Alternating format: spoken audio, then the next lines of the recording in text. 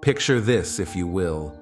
Tonight, as you prepare for bed, you turn down your thermostat just a touch, perhaps to 68 degrees. You slip beneath your down comforter, your memory foam mattress cradling your body, and within moments, you're drifting into peaceful slumber.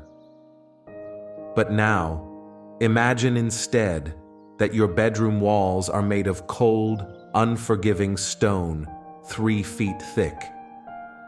The wind howls through gaps in the shutters, and your breath forms small clouds in the frigid air. The temperature in your chamber hovers just above freezing, and this isn't unusual. It's every night from October through April. How would you sleep? How would you survive? This was the reality for countless souls who dwelt within the great stone fortresses of medieval Europe. From the wind-swept castles of Scotland to the mountain strongholds of the Alps, from the Norman keeps of England to the fortified palaces of France, people somehow managed not just to survive their nights, but to rest, to dream, and to wake ready for another day. It seems almost impossible to our modern sensibilities, doesn't it? We who panic when the heating fails for even a single evening. Yet for centuries, nobles and servants, knights and ladies, children and elderly alike, found ways to combat the bone-chilling cold that seeped through every stone, crept under every door, and settled like an unwelcome guest in every corner of these magnificent but merciless structures. Tonight, let us journey back through the corridors of time, through those drafty hallways lit by flickering torches, past the great halls where the last embers of enormous fires slowly died in the darkness. We'll discover the ingenious methods, the surprising comforts, and yes, the harsh realities of how our ancestors found rest in these frozen fortresses. Some of their solutions were remarkably clever, others touchingly communal, and a few might surprise you with their sophistication. But before we pull back those heavy tapestries and peek into the bedchambers of the past, we must first understand the enemy they faced. The cold in a medieval castle wasn't like the cold we know today. It wasn't something you could escape by simply closing a door or turning a dial. It was omnipresent, patient, relentless. Stone, you see, is a peculiar material.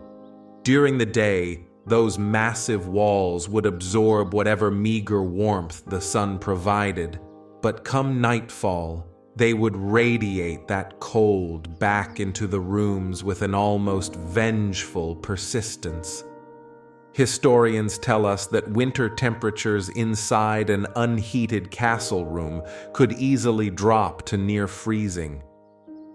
Some accounts from the later medieval period describe water freezing in wash basins overnight, wine turning to slush in goblets left on bedside tables. Imagine trying to fall asleep while your nose stings from the cold, while your fingers grow numb despite being tucked under covers. The builders of these castles, of course, had defense in mind, not comfort. Those thick walls that kept out invading armies also kept out warmth. The narrow windows, arrow slits really, that prevented enemy archers from finding their mark, also prevented sunlight from warming the chambers. Every architectural choice that made a castle formidable made it equally inhospitable. And yet, people thrived. Perhaps that's too strong a word. People endured, adapted, innovated. From the great lords in their private chambers to the servants huddled in the corners of the great hall, everyone developed strategies, rituals, and technologies to make the nights bearable. Let me paint you a picture of a typical winter evening in, shall we say, a castle in northern England, sometime in the 13th century. The sun sets early, perhaps around 4 in the afternoon during the deepest part of winter. As darkness falls, the temperature begins its inevitable descent. In the great hall, servants stoke the central fire, piling on massive logs that might burn through the night. The lucky ones, those of rank and privilege, retire to their private chambers where smaller fires have been burning since noon, trying desperately to take the edge off the cold. But here's something modern people often misunderstand about medieval castles. Not everyone had their own room. In fact, privacy as we know it was a luxury few could afford. The lord and lady might have a chamber, yes, but even they would share it with personal servants who slept on pallets on the floor.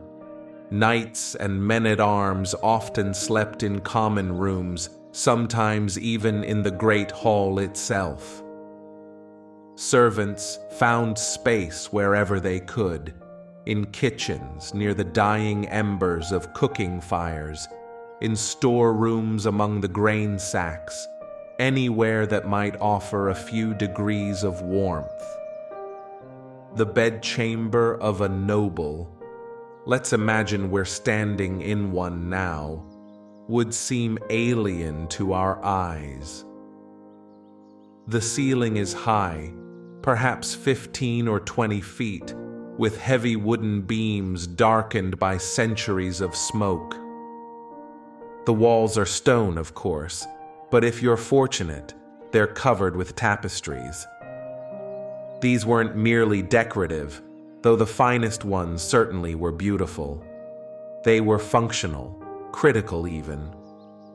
A good tapestry could reduce the wind chill in a room dramatically, creating a buffer of relatively still air between the cold stone and the living space. The floors might be covered with rushes, dried grass and herbs spread thick and changed. Well, perhaps not as often as we might hope. The sweet herbs mixed in, lavender, chamomile, mint, served double duty, providing a pleasant aroma and, some believed, warding off illness and evil spirits. Wealthier establishments might have actual rugs, brought at great expense from the East, their thick wool providing insulation from the cold stone below. But the centerpiece of any bedchamber, the fortress within the fortress, if you will, was the bed itself. Not the simple frame and mattress we know today, but something far more elaborate, far more necessary for survival. The great beds of medieval nobility were architectural marvels in their own right. Some stood so high off the ground that small wooden steps or stools were needed to climb into them.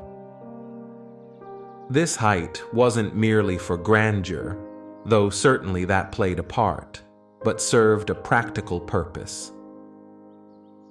Cold air, as we know, sinks.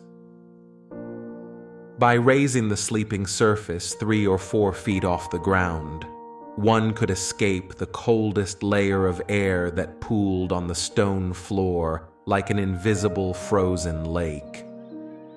The bed frame itself was often massive, carved from oak or other hardwoods, built to last centuries, and many did.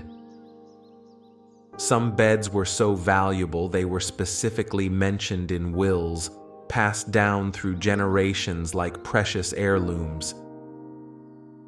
4 posts would rise from the corners, supporting a wooden canopy called a tester. From this canopy hung curtains, thick, heavy curtains of wool, or, for the very wealthy, velvet. When drawn closed, these curtains created a room within a room, a small space that could be warmed by body heat alone. It's said that on the coldest nights, with the curtains drawn tight, the temperature inside could be 20 degrees warmer than the chamber beyond. Can you imagine the relief of sliding into that protected space, feeling your body heat slowly accumulate, creating your own small pocket of warmth in that vast, cold castle? The mattress itself tells an interesting story of medieval ingenuity and class distinction. The wealthy might have a feather bed, a large linen sack stuffed with goose or duck down. These were incredibly expensive, requiring the down from dozens, sometimes hundreds of birds. Beneath this might be another mattress of wool or horsehair, and beneath that, a straw-filled pallet. Yes, even the nobility often had straw as their foundation, though theirs was changed regularly and covered with multiple layers.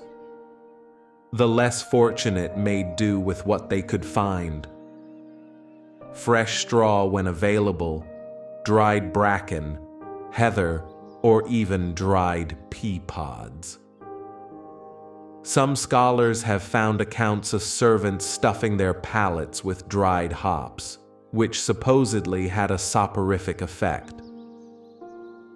Whether this actually helped them sleep or was merely wishful thinking, we cannot say. But perhaps the belief itself brought some comfort on those long, cold nights. The bedding. The bedding was where true warmth lay. Sheets, when available, were made of linen, woven thick and heavy. The finest came from Flanders, where the flax grew tall and strong. But linen, you must understand, is cold to the touch at first. It takes time to warm, drawing heat from your body before eventually reflecting it back. On the coldest nights, some would warm their sheets with a warming pan, a covered metal pan filled with hot coals, run between the sheets just before retiring. The danger of fire was real, always present, and more than one castle saw tragedy from a warming pan left too long or tipped over in the night. Over the sheets came blankets, and here we see perhaps the greatest investment in comfort a medieval household could make. Wool blankets, woven thick and heavy, sometimes taking a team of weavers weeks to complete.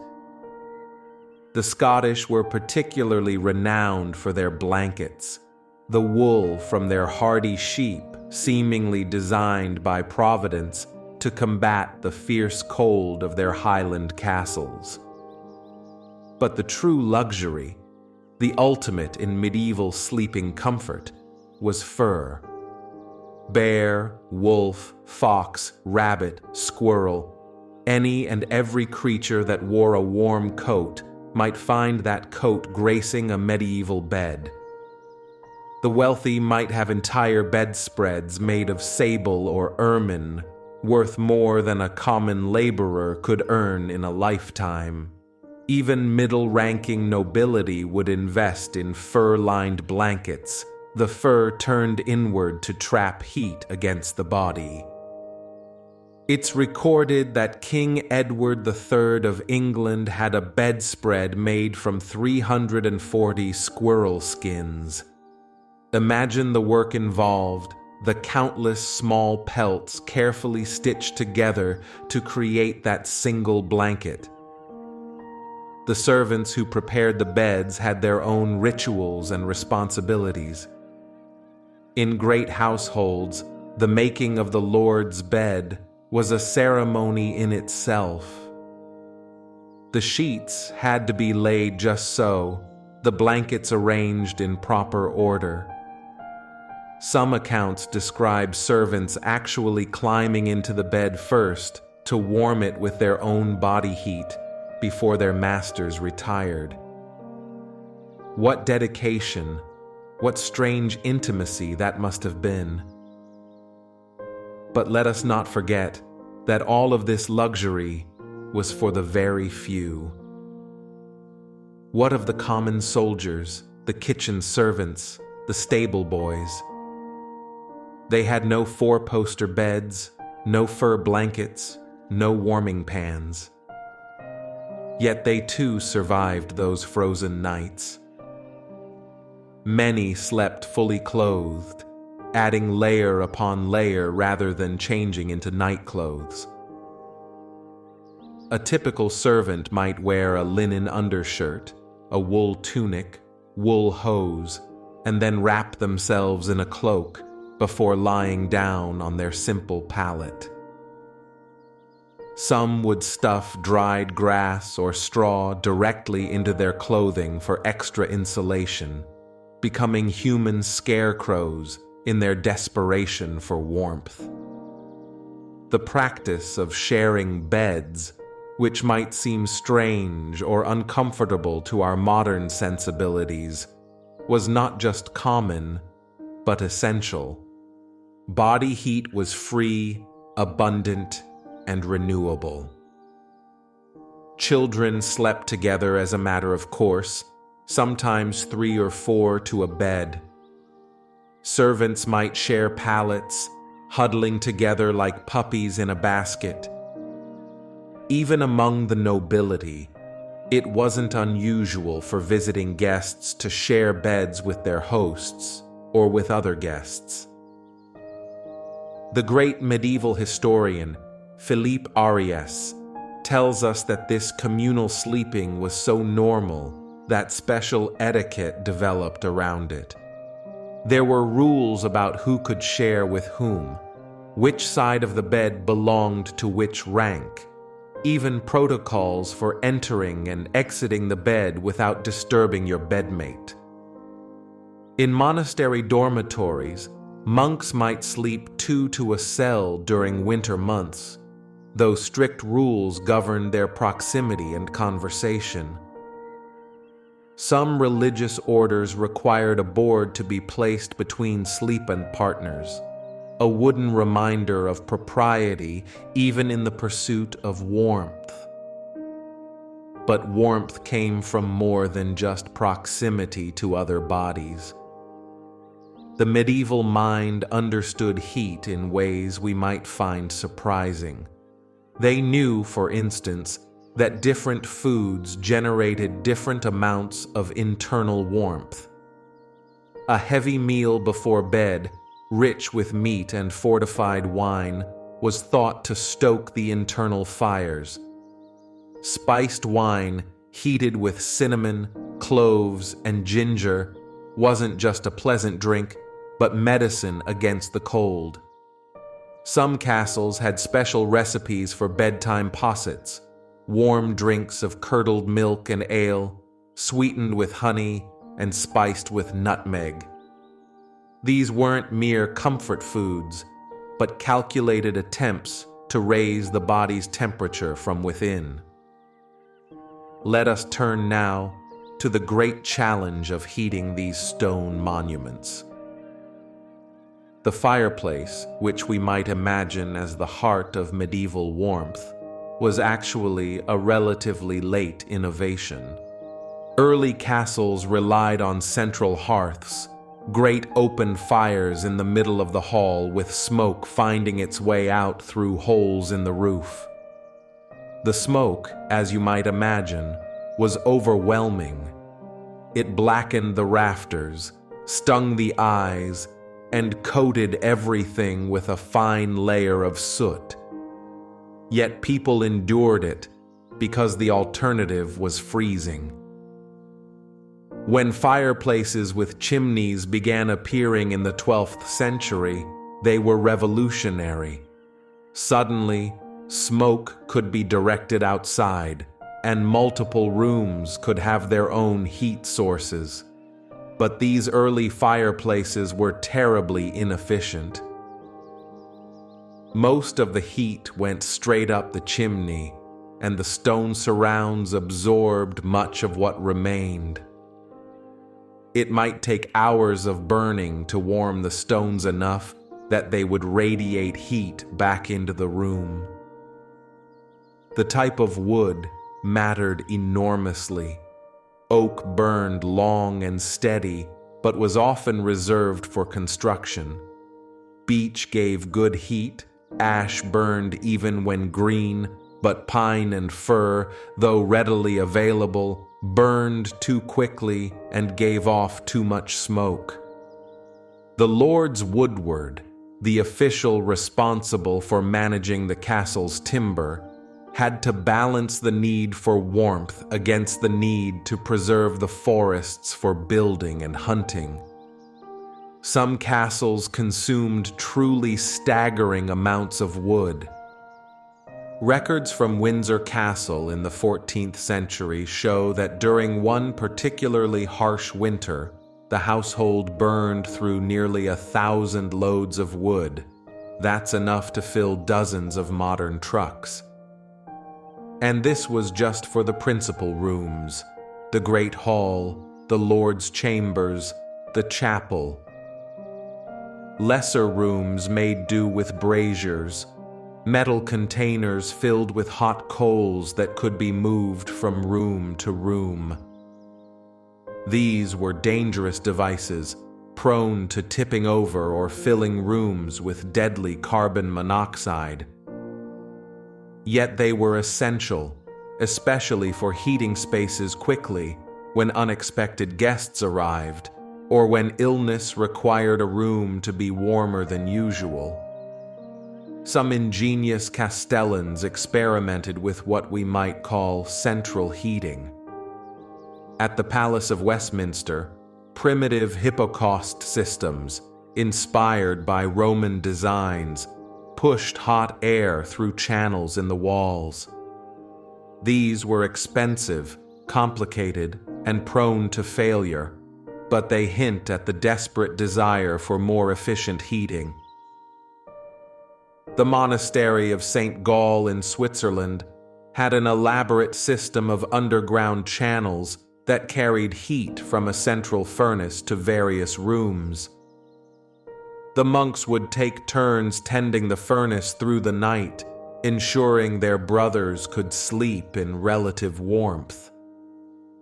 But perhaps the most interesting heating innovation was the ceramic stove, which appeared in Central European castles by the 13th century. These beautiful tiled contraptions could store heat for hours after the fire died down. Unlike a fireplace, which lost most of its heat up the chimney, these stoves radiated warmth in all directions. Some were works of art, decorated with religious scenes or heraldic symbols, combining function with beauty in that particularly medieval way. The question of when to light fires and when to let them die was a constant concern. Fuel was expensive and labor-intensive to procure. In many castles, fires in bedchambers were lit only during the deepest winter months.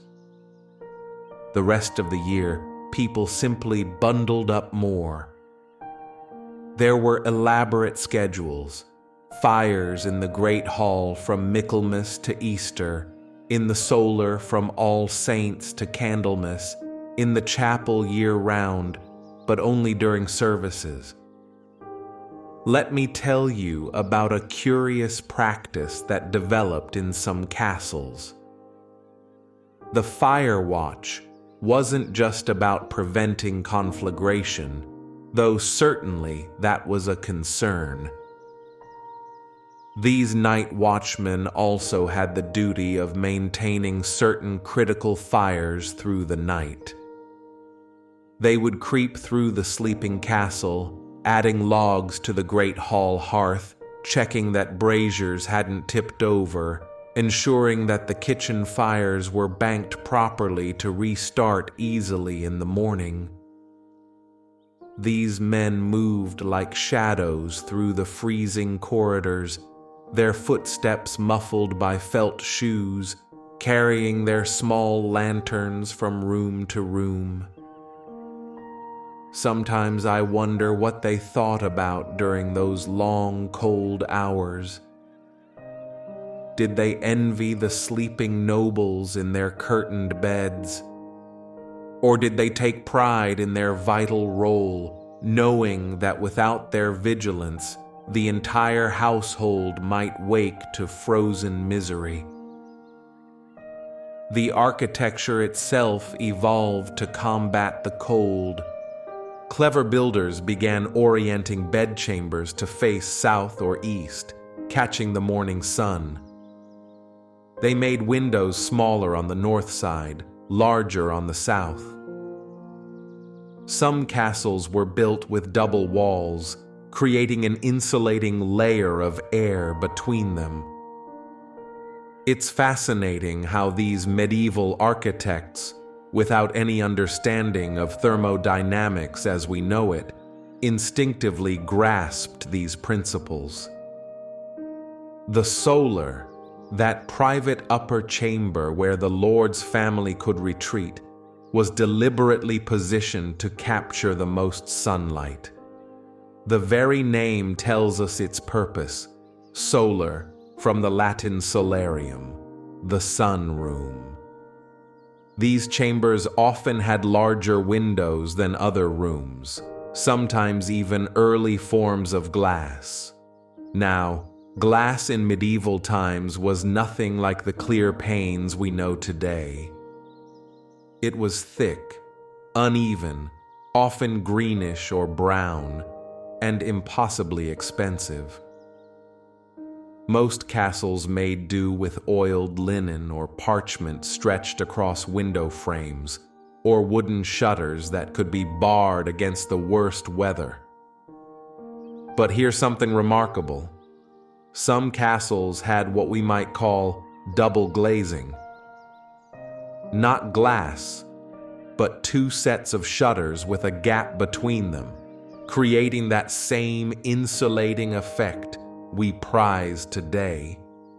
Tapestries deserve special attention in our story. These weren't simply decorative wall hangings, though the finest were certainly magnificent. They were essential survival tools. A good tapestry could reduce the temperature loss in a room by several degrees. The way they worked was ingenious. They created a pocket of still air between the fabric and the wall. And still air, as any physicist will tell you, is an excellent insulator. The wealthiest castles had tapestries that could be changed with the seasons. Lighter ones for summer, depicting perhaps hunting scenes or gardens, and heavier ones for winter, showing biblical stories or great battles. Some tapestries were so valuable they traveled with their owners from castle to castle. When Edward I moved his court, his tapestries went with him, carefully rolled and protected, because without them, even a king might freeze. The placement of these tapestries was an art in itself. They needed to cover the coldest walls, but also had to allow access to doors and windows. Special hooks and rails were installed, and in some castles, you can still see the marks where these fixtures were attached. Behind the tapestries, mice and insects made their homes, and occasionally, when a tapestry was moved for cleaning, a whole ecosystem would be revealed. But even this had its purpose. Some believed that the creatures living behind the tapestries helped to insulate the room further. Floors, too, received special attention. While we might imagine all castle floors as bare stone, this was far from the truth. Wooden floors were installed over stone in many chambers, creating an insulating layer. These floors were often covered with loose rushes mixed with herbs, meadowsweet, lavender, mint, and tansy. The rushes provided insulation, the herbs provided pleasant scents, and it was believed, protection from disease. Some castles had underfloor heating systems, inspired by Roman hippocausts. At Caerphilly Castle in Wales, archaeologists have found evidence of hollow floors with channels for hot air.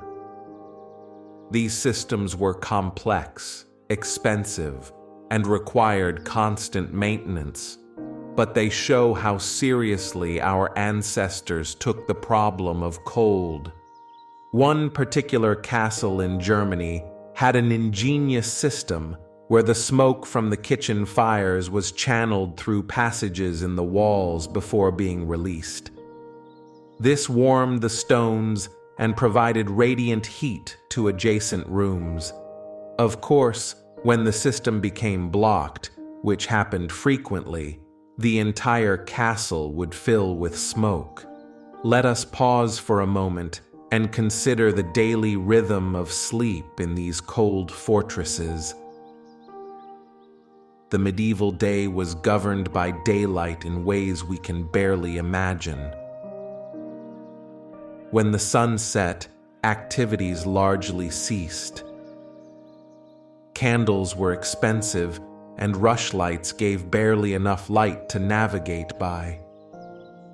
So people went to bed early, sometimes as early as 7 or 8 in the evening. But here's something interesting. They didn't sleep straight through as we do. Historical records speak of first sleep and second sleep, with a wakeful period between. During this time, people might pray, tend fires, check on children, or even visit neighbors. Then they would return to bed for their second sleep until dawn. This pattern may have been partly due to the cold. After 4 hours or so, the body's heat production drops, and people would wake, chilled.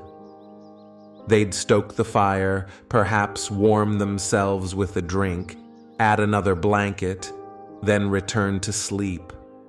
The clothing worn to bed tells its own story of adaptation. While we might imagine medieval people sleeping naked or in simple nightshirts, the reality was far more complex. In cold weather, many slept fully clothed, removing only their outer garments. Nightcaps weren't just quaint accessories, they were essential. As much as 40% of body heat can be lost through the head, and a good woolen or linen cap could make the difference between comfort and misery. Some noble ladies had special sleeping hoods that covered their elaborate hairstyles while keeping their heads warm. Men might wear several caps, layered for extra warmth. There are accounts of special sleeping socks, knitted thick and sometimes stuffed with dried herbs that were thought to promote warmth and circulation. Some people rubbed their feet with goose grease before putting on these socks, creating a waterproof barrier against the cold. It sounds unpleasant to our modern sensibilities, but survival often required such measures. The bedchamber rituals of nobility were elaborate affairs. A lord might have his feet washed in warm water infused with herbs, then dried with heated towels. His nightclothes would be warmed by the fire, sometimes perfumed with lavender or rose water. The bed curtains would be drawn in a specific order, prayers would be said, and often a servant would remain in the room through the night, sleeping on a truckle bed that could be pulled out from beneath the main bed. This servant's duties went beyond mere attendance. They were responsible for maintaining the fire, fetching additional blankets if needed, and even providing warmth with their own body heat if their master became too cold. Some accounts tell of servants who would lie in their master's bed to warm it, then move to their own pallet once the Lord was ready to retire. Imagine the strange intimacy of that relationship, the trust required, the blurring of boundaries that we would find incomprehensible today. Children in castles had their own particular challenges. The young are more vulnerable to cold, their smaller bodies losing heat more quickly. Noble children often slept in their parents' chamber until quite late in childhood, sometimes until they were 10 or 12. This wasn't just about affection, it was about survival. The warmth of adult bodies, the ability to monitor the child's comfort through the night, these were matters of life and death. Infants were swaddled tightly, wrapped in layer upon layer of linen and wool. Some medical texts from the period recommend that babies be kept so warm that they perspire slightly, believing this would strengthen their constitution. Cradles were often hooded, creating a small, warm cave for the infant. Some were designed to be rocked by a servant through the night, the motion thought to generate warmth as well as comfort. The elderly faced their own particular trials. As bodies age, circulation weakens, and the old feel cold more keenly. Elderly nobles might have special privileges, the right to a fire in their chamber year-round, extra furs, the warmest corner of the castle. There are touching accounts of adult children giving up their own warm chambers to aged parents, moving to colder rooms out of filial duty.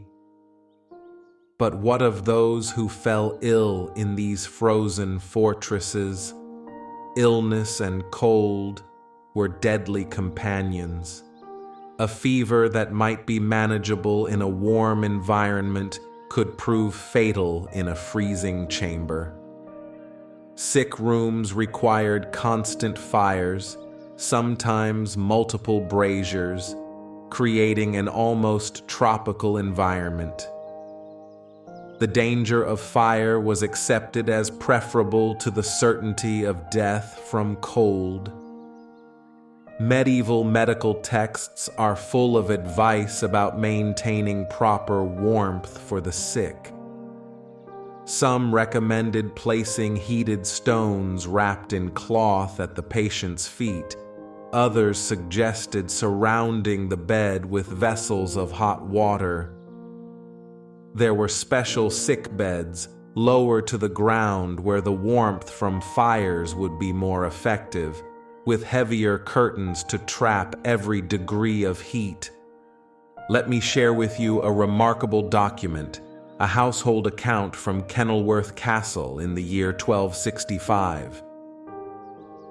It lists the provisions for warming the castle through one winter: 40 oak trees felled and split, 100 bundles of kindling, 20 sacks of charcoal for braziers, 50 pounds of tallow for rushlights, and, most tellingly, repairs to 16 bed curtains, damaged by desperate attempts to seal out drafts.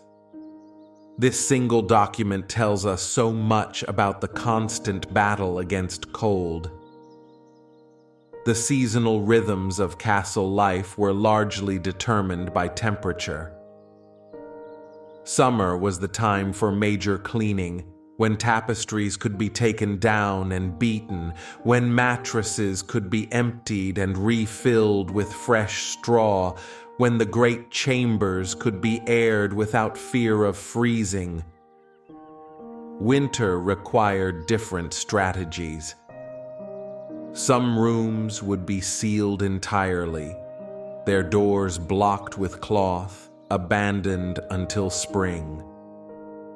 The household would contract into smaller spaces, easier to heat, easier to survive.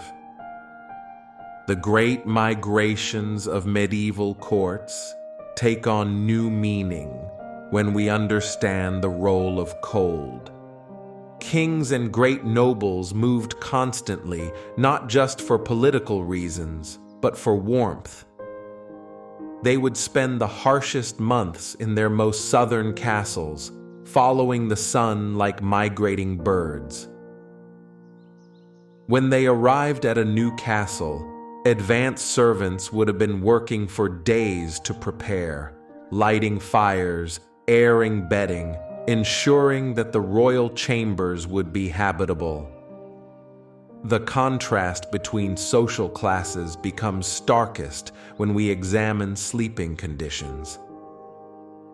While the lord might have his curtained bed, his furs, his warming pans, the stable boys made do with horse blankets and the warmth of the animals themselves. Kitchen servants slept near the great ovens, which retained heat through the night. Some would actually sleep on top of the ovens, on wooden platforms built for that purpose. The warmth was heavenly, though the risk of fire was constant. There's a poignant account from Worcester Castle of a young scullery maid who fell from her sleeping platform onto the hot stones below. She survived but was marked for life, carrying the scars of her desperate search for warmth. In the castle's chapel, different rules applied. Religious conviction demanded certain sacrifices, and warmth was often one of them. Priests and chaplains might be forbidden fires in their chambers, offering their suffering to God. Yet even here, practicality sometimes won. Many chapels had small rooms called warming houses where clergy could thaw their frozen fingers before attempting to write or conduct services. The castle garrison, the soldiers who manned the walls, had perhaps the hardest lot. Their duty required them to be exposed to the elements, walking the battlements in the darkest, coldest hours of the night. Many a guard has been found frozen at his post, literally dying of cold while his comrades slept below. The guard towers offered some shelter, small chambers built into the walls where a brazier might be lit. But the fires had to be kept small.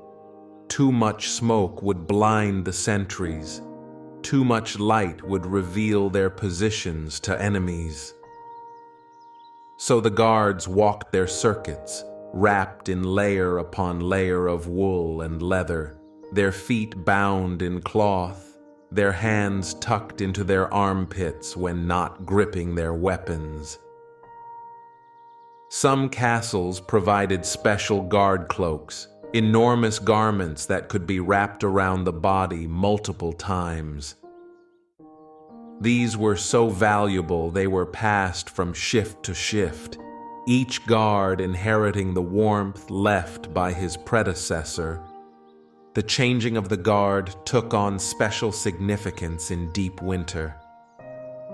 The men coming off duty would stumble into the guard room, so cold they could barely speak, and would huddle by the fire until feeling returned to their extremities. Those about to go on duty would prepare themselves mentally and physically, knowing they faced hours of numbing cold. Some would eat hot pottage thick with barley and pork fat, believing it would sustain their inner warmth. Others drank spiced ale heated with a poker drawn red hot from the fire. There were songs the guards sang to keep their spirits up, ballads about spring and summer, about warm fires and comfortable beds. Imagine those voices drifting across the frozen courtyards, a reminder that somewhere, someday, warmth would return. The timing of sleep in castles was influenced by more than just cold. Security concerns meant that someone had to be awake at all times. This led to elaborate shift systems, with the night divided into watches. Each watch had its own duties, its own rhythms.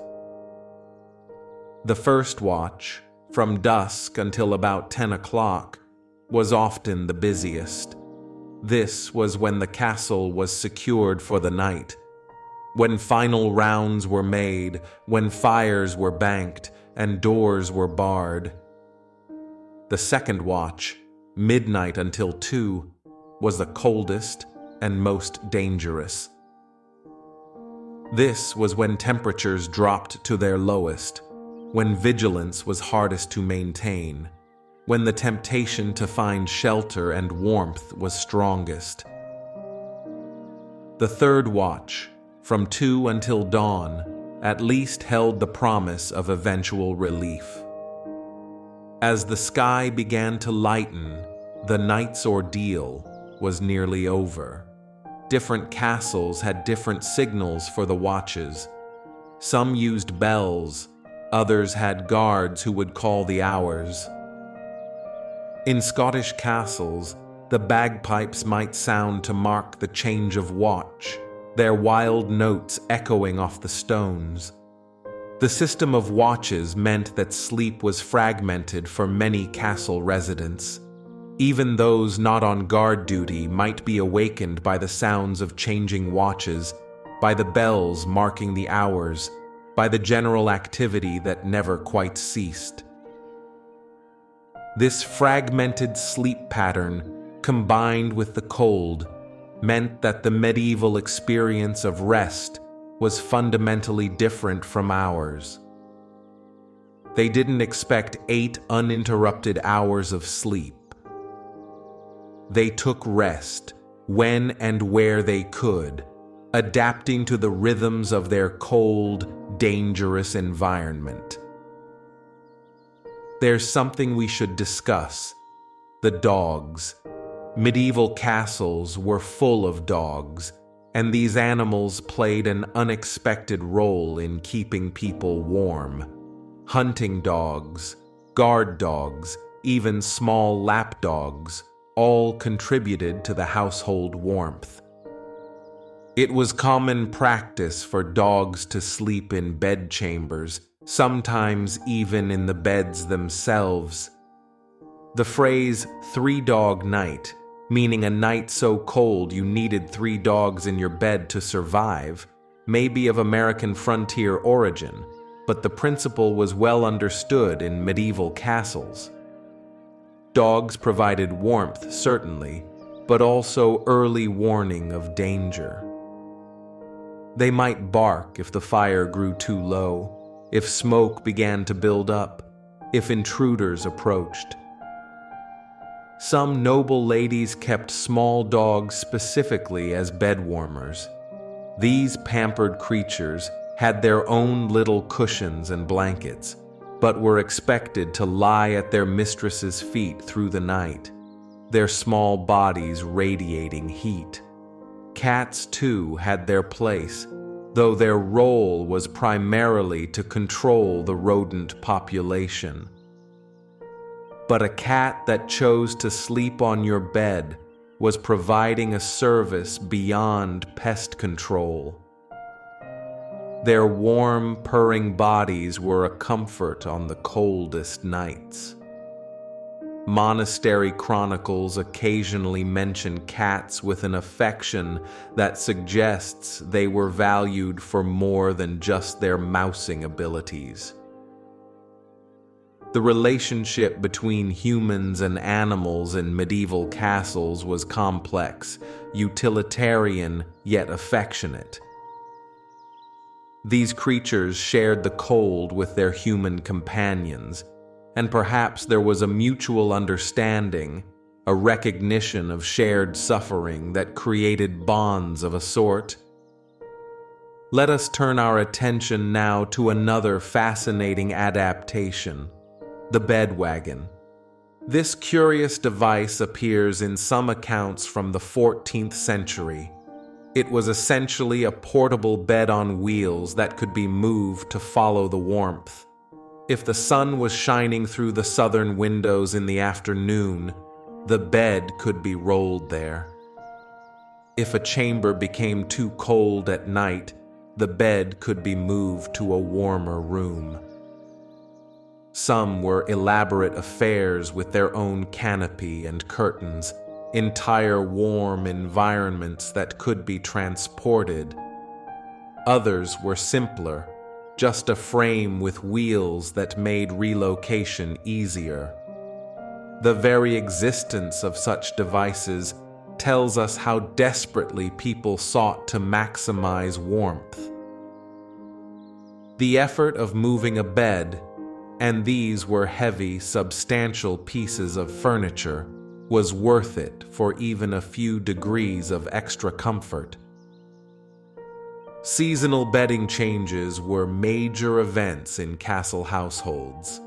Twice a year, usually around All Saints' Day in November and Easter in April, the entire sleeping apparatus of the castle would be transformed. The lighter summer bedding would be carefully stored away, wrapped in cloth and sprinkled with herbs to protect against moths and mildew. Out would come the winter furs, the heavier blankets, the thicker curtains. These had been stored in great wooden chests, sometimes in special rooms dedicated to linens and bedding. The smell of camphor and lavender would fill the air as these items were brought out, aired, and inspected for damage. Holes had to be mended, worn patches reinforced. This was work for skilled needleworkers, and in great households there might be servants whose sole responsibility was the care of bedding and linens. The change blanket, what we might call a bedspread, would be swapped for a heavier version. Extra layers would be added to mattresses. Some households would completely replace the straw or hay in their mattresses annually, usually in late autumn, filling them with fresh, dry material that would provide better insulation through the winter. The timing of these changes was often tied to religious festivals. All Saints' Day marked not just the beginning of winter preparations, but also a spiritual transition. The living prepared for cold and darkness, while the church commemorated the dead. There's a melancholy poetry to this connection, don't you think? Easter, conversely, meant not just spiritual renewal, but also the blessed relief of warmer weather. The shedding of winter bedding was almost ceremonial, a celebration of survival. We've made it through another winter, the ritual seemed to say, and now we can breathe easier. The washing of all this bedding was an enormous undertaking. Medieval laundering was back-breaking work involving boiling water, harsh lye soap, and endless scrubbing. For large items like bed curtains and blankets, this might happen only once or twice a year. Sheets and pillowcases, for those who had them, might be changed monthly in wealthy households, though the definition of clean was rather different than our modern standards. Some items were never washed with water at all, but were simply beaten to remove dust and aired in the sun. Furs, of course, couldn't be washed in the conventional sense. They were brushed, shaken, and sometimes treated with special powders made from ground minerals that would absorb oils and odors. The finest furs were worth so much that they received care akin to precious jewels. There were specialists who traveled from castle to castle offering their services in fur maintenance. These professionals knew secrets of preservation and repair that were closely guarded. Now, let me tell you about something that might surprise you. Beds were not always stationary objects in one designated bedroom. In many castles, especially smaller ones, rooms served multiple purposes. A chamber might be a dining room by day and a bedroom by night. Beds would be assembled and disassembled or curtained off during the day. Some beds were designed to fold up against the wall, concealed behind a tapestry until needed. This flexibility was partly about space efficiency, but also about warmth.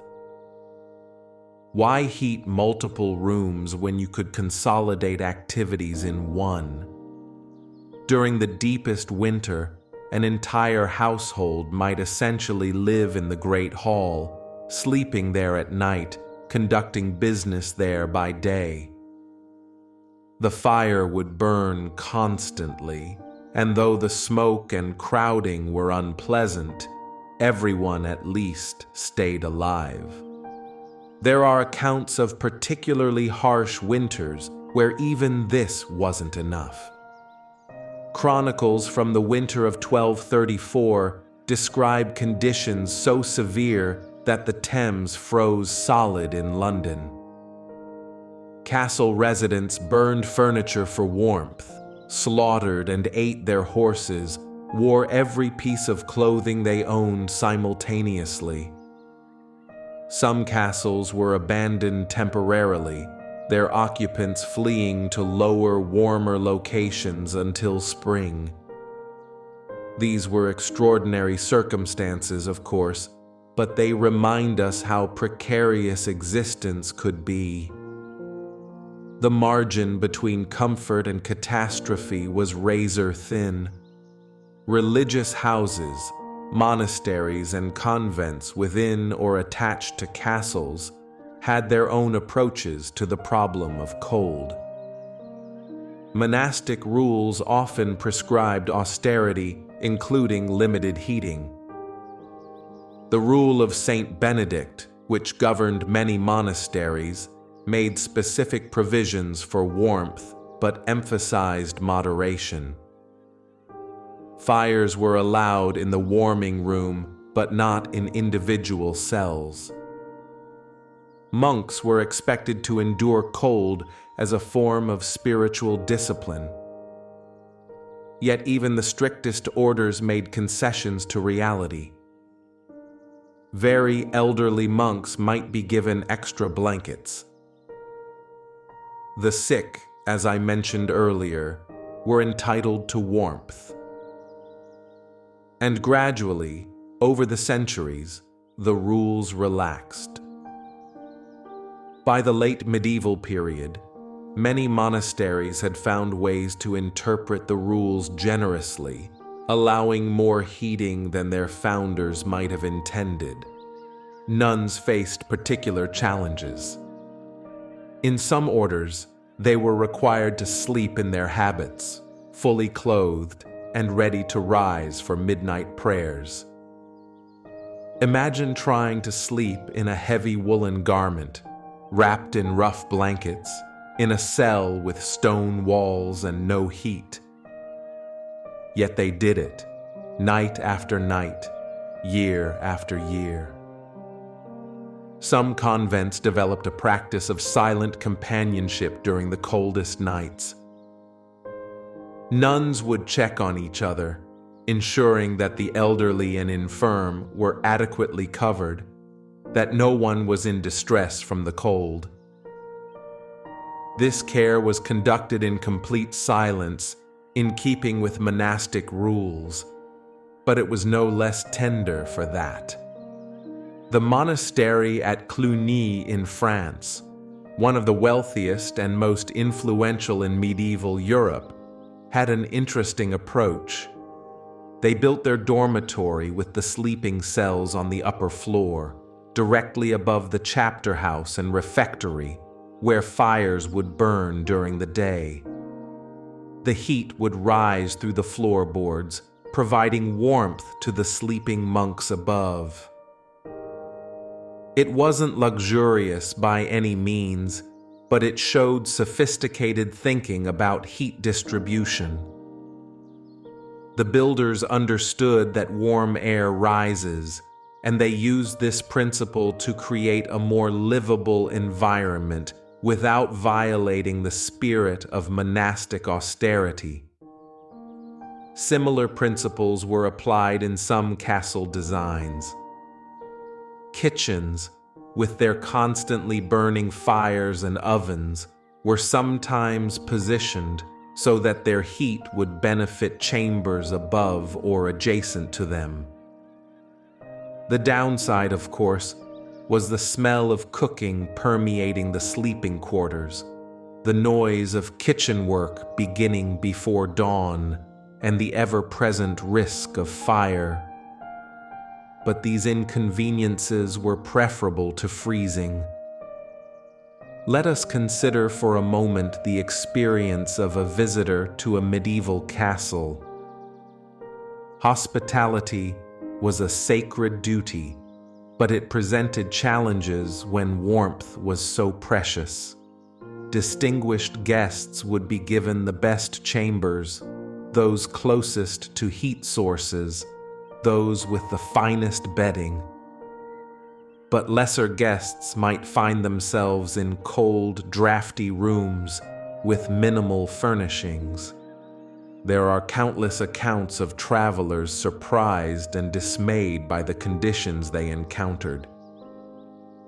A merchant visiting a Scottish castle in winter wrote that he slept in his cloak, his boots, and his hat, and still woke to find frost on the inside of the window shutters.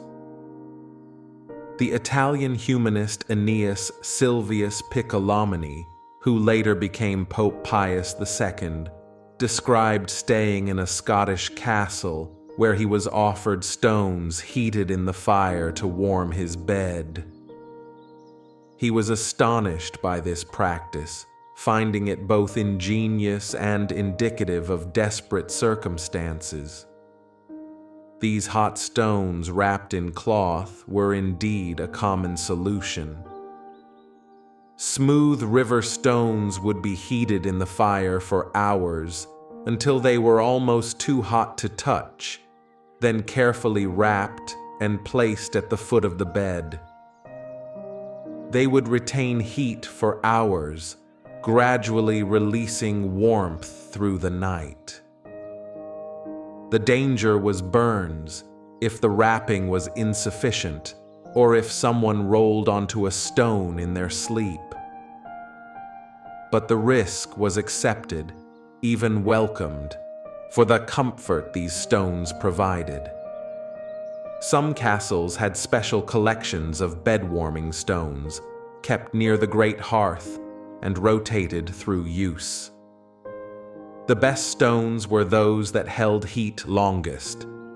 Basalt was particularly prized, as were certain granites.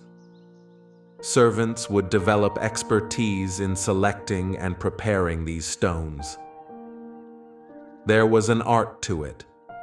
Too hot and they might scorch the bedding, not hot enough, and they would cool before the night was through. Water bottles made of stoneware or metal served a similar purpose. Filled with boiling water and stoppered tight, they could be tucked into beds to provide warmth. The risk of leakage was real, however, and more than one sleeper awoke to damp, cold sheets when a stopper failed. By the late medieval period, specialized bed warmers were being manufactured. These were usually long-handled copper or brass pans with perforated lids.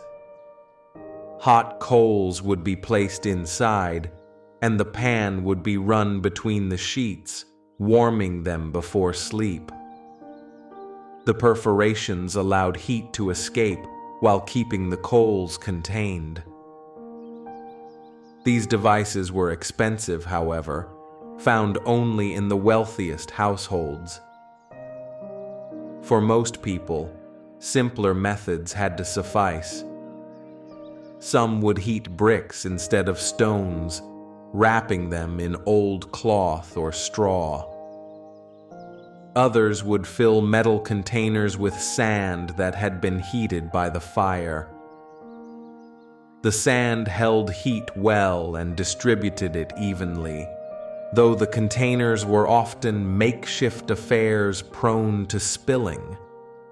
Ingenuity was everywhere, born of necessity.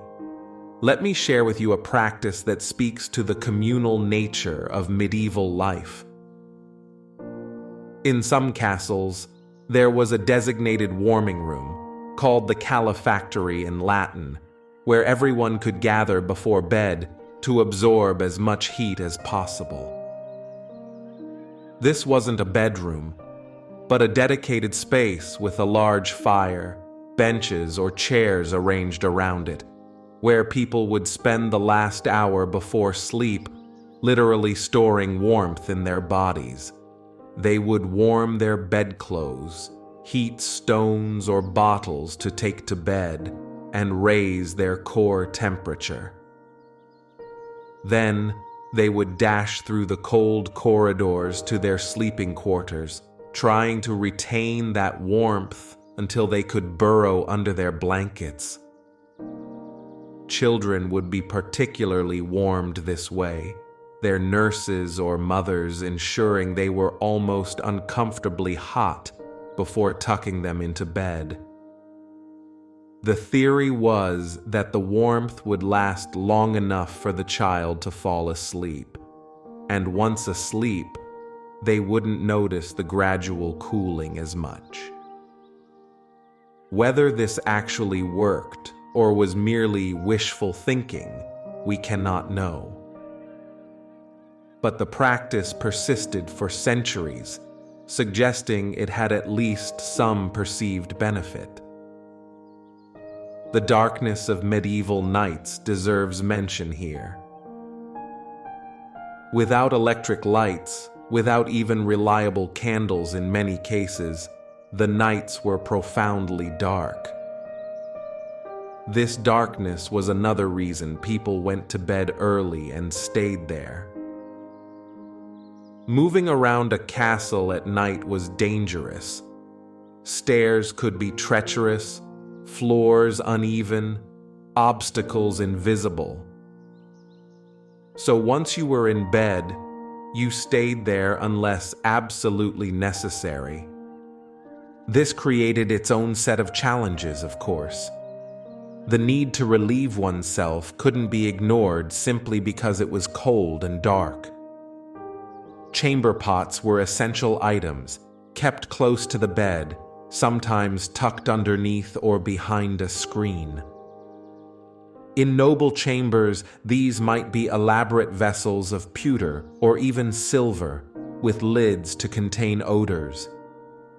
For common folk, a simple clay pot or wooden bucket served the purpose. The unpleasant task of emptying these vessels in the morning fell to the lowest servants. They would carry them through the castle to the garderobes, the medieval toilets, or simply dump them from windows into the moat or courtyard below. Not a pleasant thought, but we must remember that sanitation standards were very different then. The garderobe itself was often a small chamber built into the castle wall, with a shaft that dropped waste to the outside. These were bitterly cold places, drafty by design, and using them in the middle of a winter night required considerable motivation. Many people simply used their chamber pots and endured the smell rather than venture out into the freezing castle passages. Some garderobes were located in small towers projecting from the main walls. The wind would howl through them with particular ferocity, making them among the coldest spots in the entire castle. There are accounts of people suffering frostbite on their extremities from nighttime visits to the garderobe in deepest winter. This might sound humorous to us now, but it was a genuine hazard of medieval life. The nobility sometimes had garderobes attached directly to their chambers, accessible without leaving the warmth of their rooms. This was considered a great luxury, a sign of sophisticated architecture and planning. Even so, the draft from the garderobe shaft could create cold spots in the chamber, and curtains or doors were essential to seal them off. Let us talk about the sounds of a castle at night, for they too affected sleep.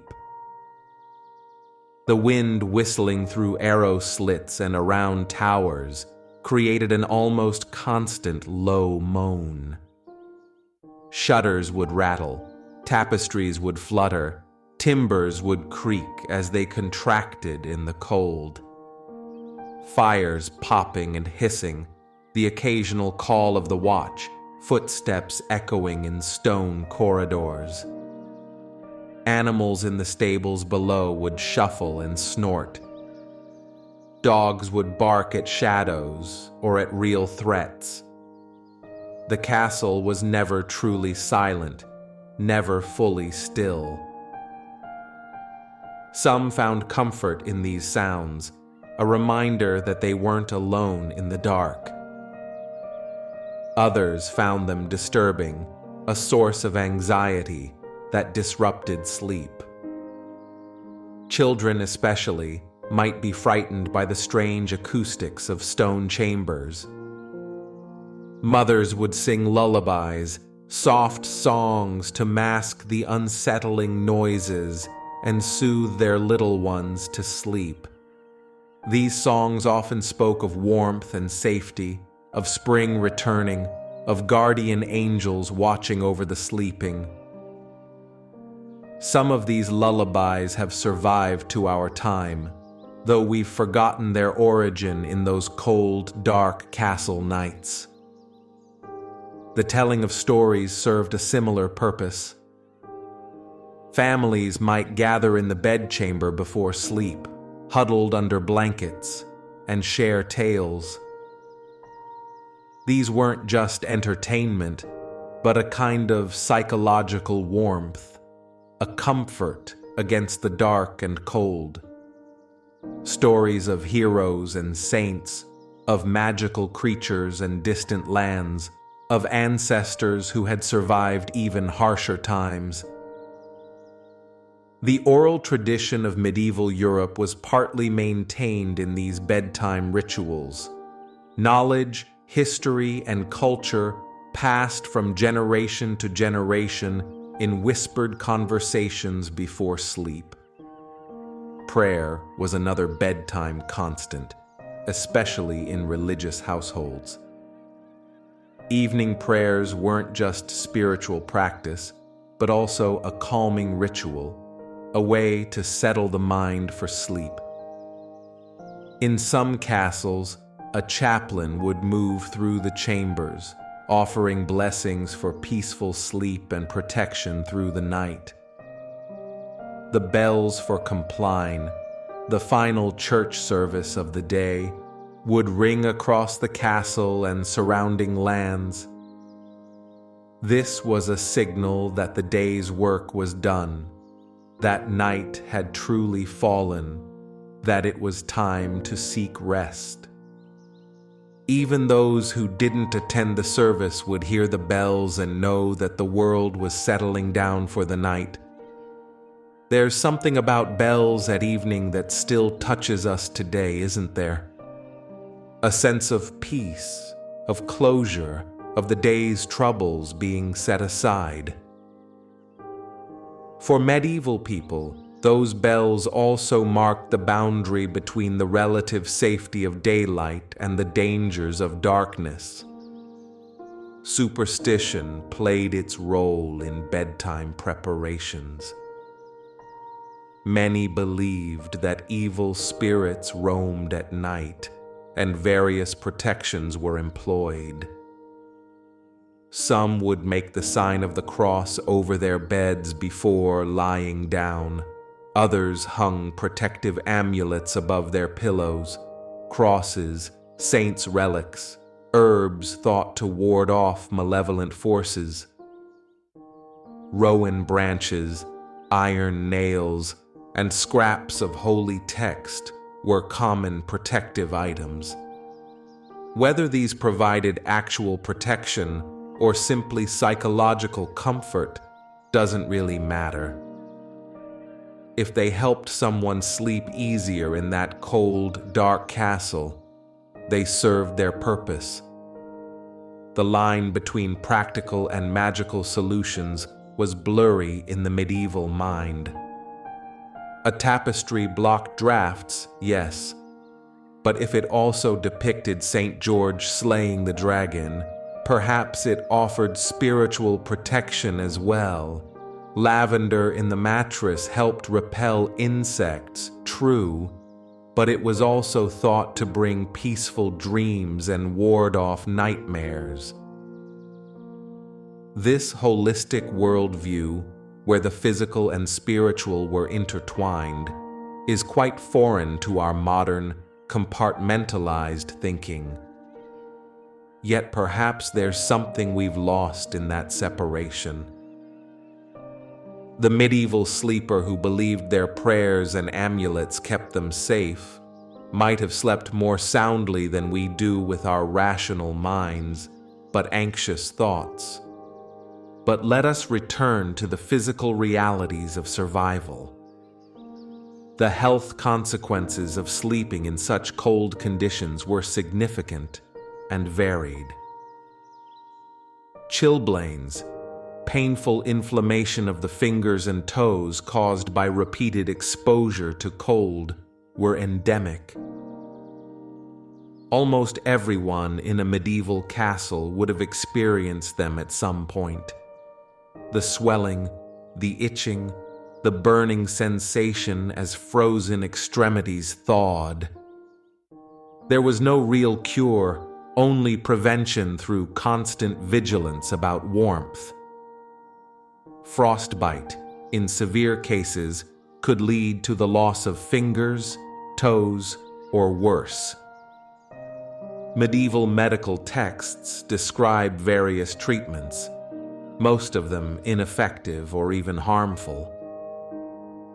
Some physicians recommended rubbing affected areas with snow, which we now know worsens the damage. Others prescribed poultices of herbs and animal fat, which at least provided some insulation even if they didn't cure the underlying injury. Respiratory illnesses were another constant threat.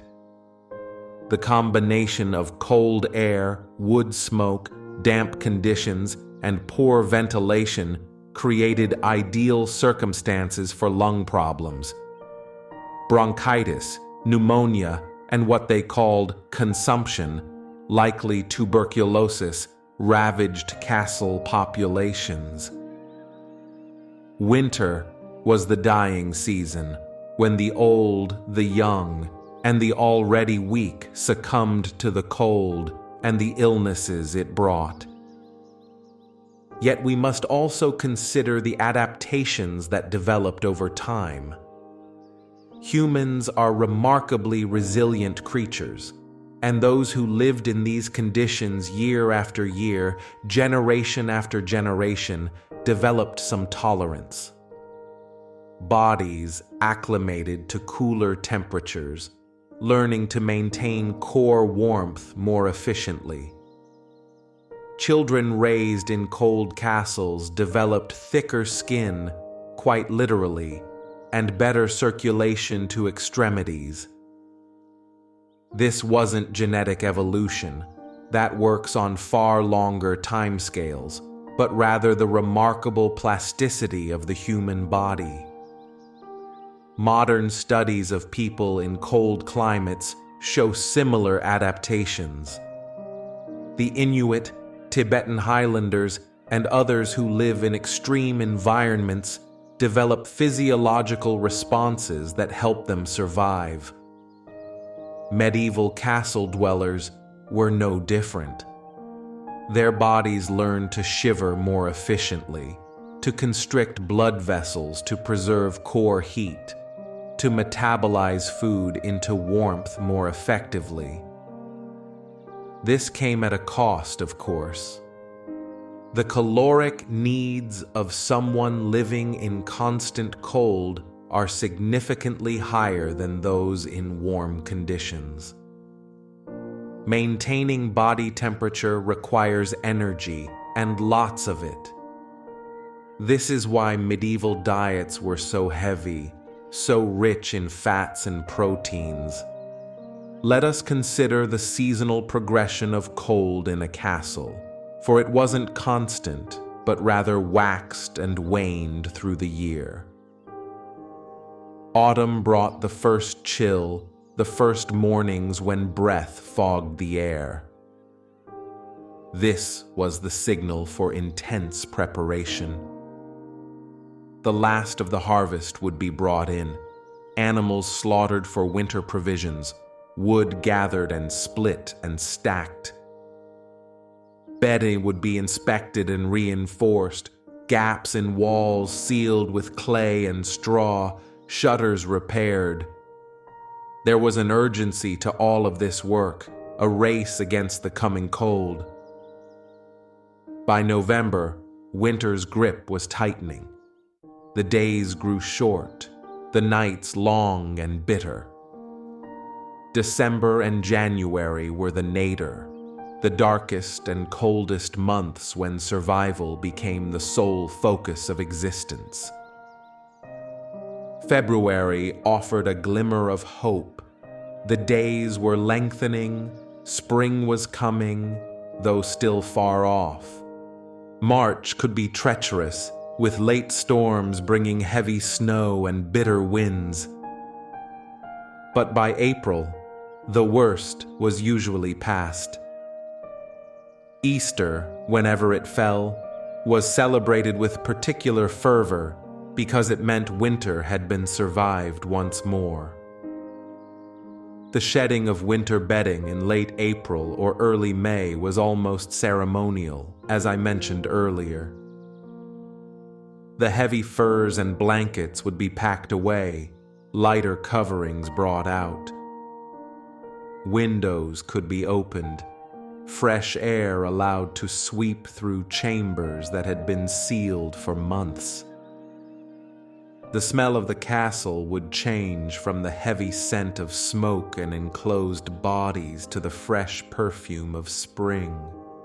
Flowers would be brought in, fresh rushes laid on the floors, and life would feel possible again. People who had been pale and drawn from months of cold would venture outside, letting the spring sun warm their faces. There's a reason medieval poetry is so full of springtime imagery, such joy at the return of warmth and light. These weren't just artistic conventions, but expressions of genuine relief and gratitude. Survival had been uncertain, and now it was assured for another year.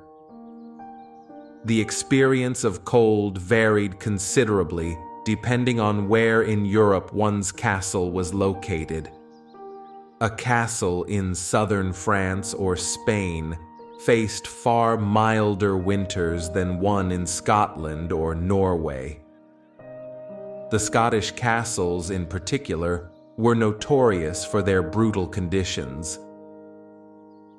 Built of dark stone on windswept hills, exposed to Atlantic gales, they were among the coldest habitable structures in medieval Europe.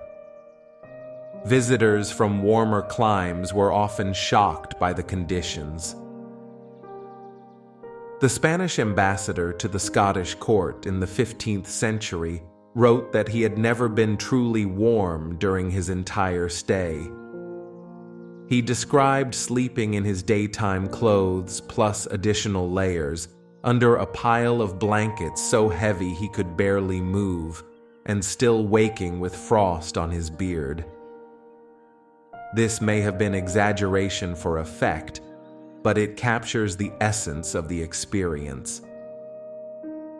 Norwegian and Swedish castles faced even longer winters, with snow sometimes lasting from October through April. But the Norse peoples had centuries of experience dealing with extreme cold. Their solutions were often more sophisticated than those in milder regions. Double walls with insulating layers of moss or turf between them.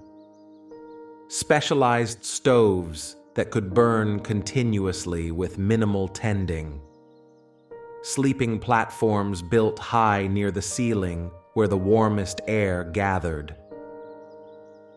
These northern castles also made extensive use of animal skins, not just as blankets, but as wall coverings, floor coverings, door curtains, reindeer hides, bear pelts, seal skins. Anything that could provide insulation was employed. The Germanic castles developed their own innovations. The Kachelofen, or ceramic tile stove, became increasingly common from the 13th century onward. These remarkable devices were far more efficient than open fireplaces. Made from specially designed tiles that could absorb and radiate heat, they would stay warm for hours after the fire died down. Some were built with chambers that could be filled with water, providing heated water for washing in the morning. Others had benches built around them where people could sit or sleep, soaking up the warmth. These stoves required specialized craftsmen to build and maintain. The tiles had to be fitted precisely, the flues designed correctly, or the stove could crack or worse, fill the room with deadly smoke.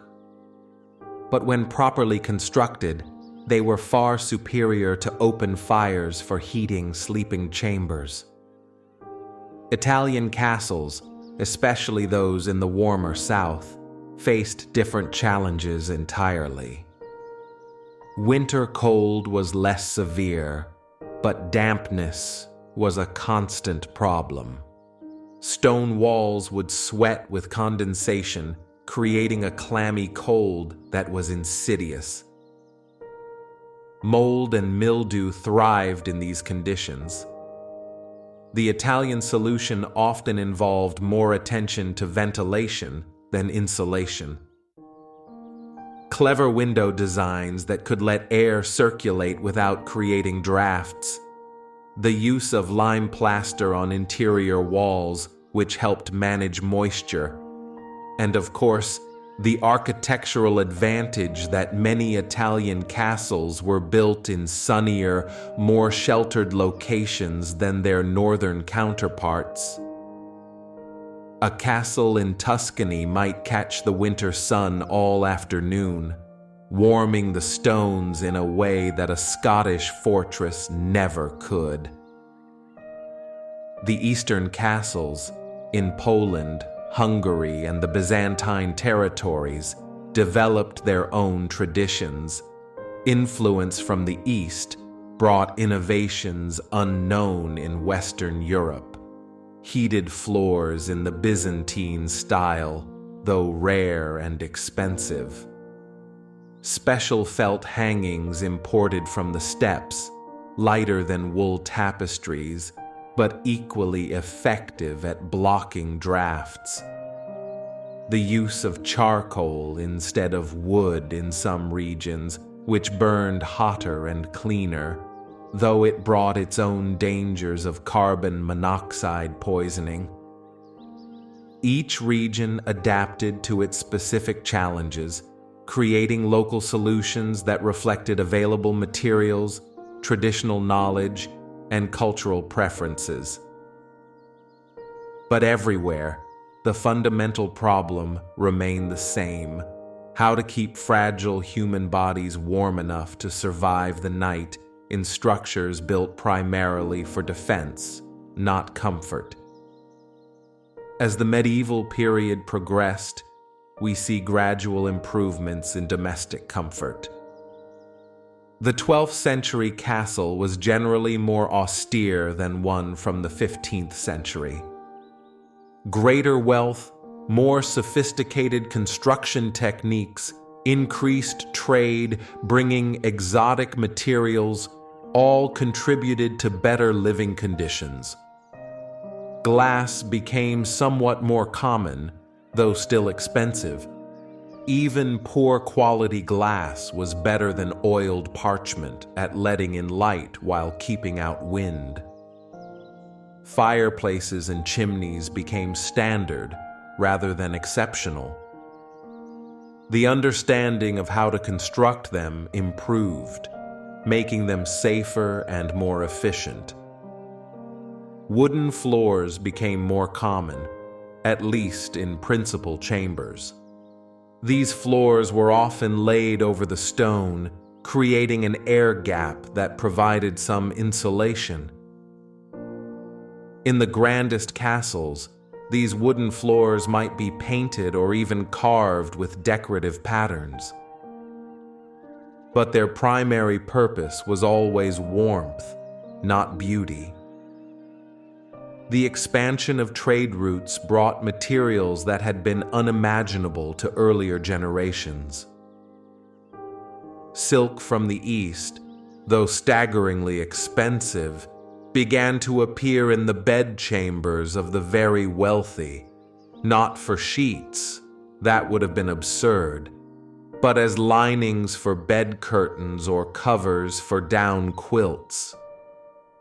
Silk is remarkably warm for its weight and has a smoothness that wool and linen lack.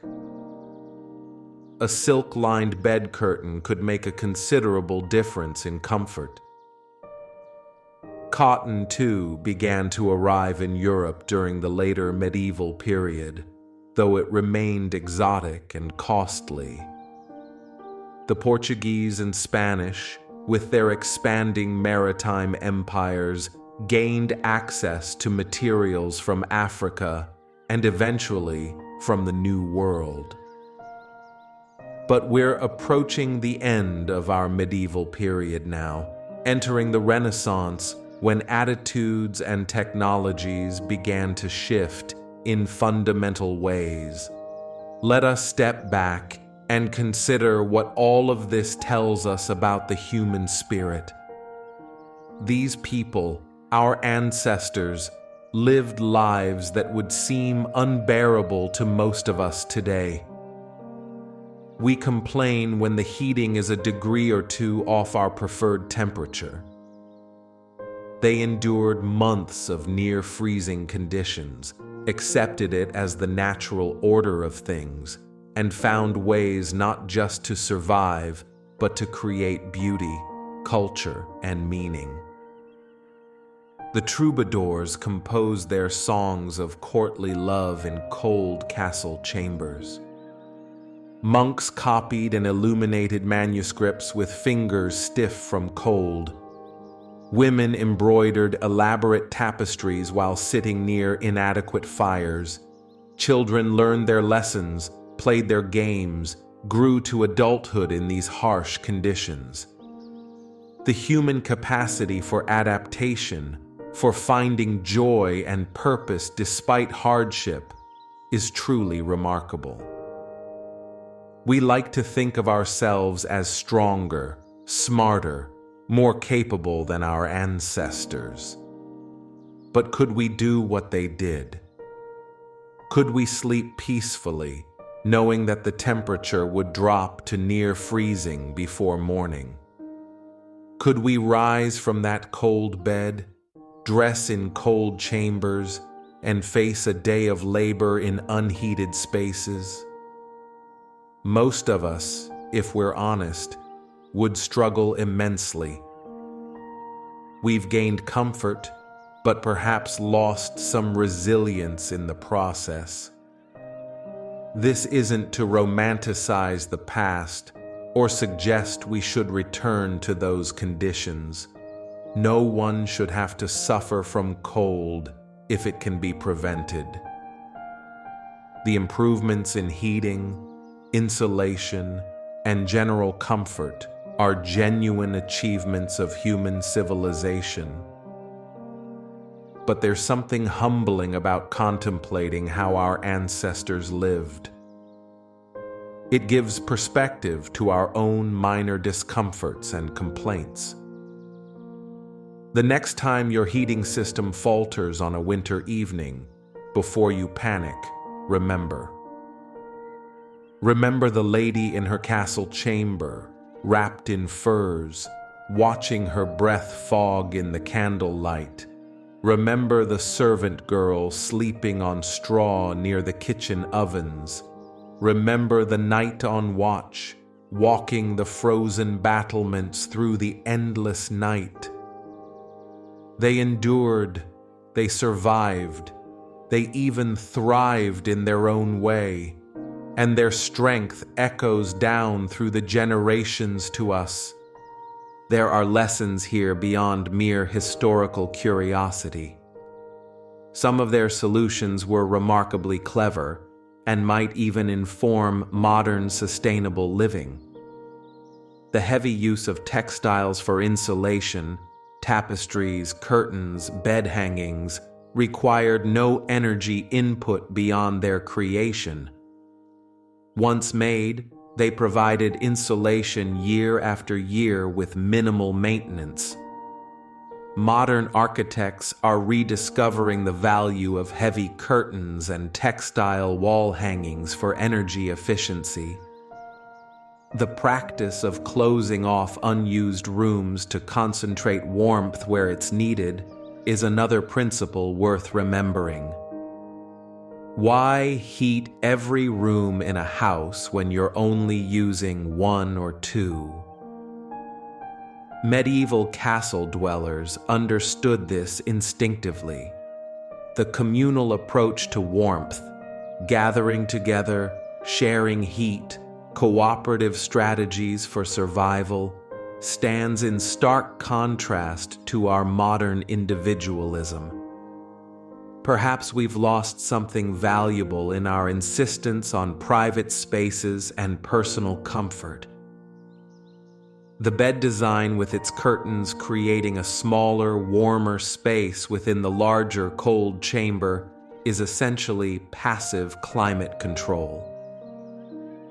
Some modern designers are exploring similar concepts, nested environments where each layer provides additional temperature regulation. Even the timing of sleep, that pattern of first and second sleep with a wakeful period between, might have benefits we're only beginning to understand. Some sleep researchers suggest that this biphasic pattern might be more natural to human biology than our modern expectation of 8 continuous hours. Of course, we must be careful not to fall into the trap of thinking everything old is somehow better or more authentic. Medieval people would have eagerly embraced central heating and electric blankets if they'd been available. They weren't choosing hardship for its character-building properties. They were making the best of difficult circumstances with the tools and knowledge they possessed. But their resourcefulness, their creativity in the face of challenges, their refusal to simply give up and freeze, these are qualities worth admiring and perhaps emulating in our own lives. As we draw toward the close of our journey through these cold castle nights, let me share with you some specific accounts that bring all of this to life. In the household records of Eleanor of Castile, Queen of Edward III of England, we find detailed inventories of her bedding. For just one of her beds, and she had several, the list includes 1 mattress of wool, 1 feather bed, 3 bolsters, 6 pillows of down, 4 linen sheets, 2 blankets of wool, 1 coverlet embroidered with her coat of arms, and a quilt lined with sindon, a fine silk fabric. The bed curtains were of green worsted wool, lined with sendal, another type of silk. The entire ensemble would have been worth more than a common laborer earned in several years. Yet even with all this luxury, even with fires burning in her chamber and servants attending her through the night, Eleanor still would have felt the cold. There's a poignant entry in the records from January 1286, noting the purchase of additional furs for the Queen's warmth, she being troubled by the cold. Even queens suffered. From the other end of the social spectrum, we have the testimony of a servant named Thomas who worked at Bodiam Castle in the late 14th century. His account, recorded in a legal proceeding about working conditions, describes sleeping in the great hall with a dozen other servants.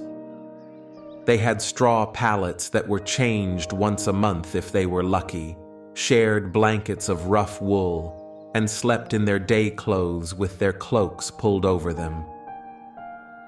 On the coldest nights, he testified, they would all huddle together like sheep in a fold, with the smallest and youngest in the middle, where it was warmest. The fire in the hall would be banked at night to conserve wood, giving more smoke than heat.